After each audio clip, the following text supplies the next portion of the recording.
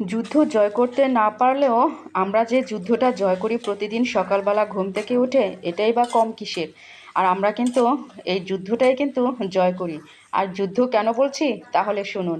সেই সকালে ঘুম থেকে উঠে বাচ্চাদেরকে স্কুলে পাঠানো, তাদেরকে টিফিন দেওয়া, তাদেরকে খাইয়ে দিয়ে স্কুলে দেওয়া, আবার বরকে খাওয়া দাওয়া করানো, তাকে অফিসে বিদায় দিয়ে তারপর নিজে খাওয়া দাওয়া করা, নিজের ঘর গোছানো, কাপড় চোপড় ভিজানো, এটা আবার ধুতে হবে। এরপর মনে করেন থালাবাটি ধোয়া, তারপর রান্নাবান্নার জন্য তরকারি কোটা বাছা করা, সব কিছু মিলিয়ে ঝিলিয়ে কিন্তু এগুলো করে তারপর আমার দুপুরে রান্নাটা বসাতে হয়। তাহলে মনে করেন যে সকালবেলা ঘুম থেকে উঠে কি এটা কি একটা আমরা গৃহিণীরা কি যুদ্ধ জয় করছি না প্রতিদিন? অবশ্যই করছি। তো যাই হোক, আজকে আমি অনেক বকবক করলাম, তো সেখানে তো এজন্য আর কিছু বলতে পারছি না। তো এখন আমি একটু মাংস রান্না করব। বাজারে যেহেতু নতুন আলু উঠেছে, তো এর মধ্যে আমি যে মশলাগুলো দিয়ে দিলাম, মানে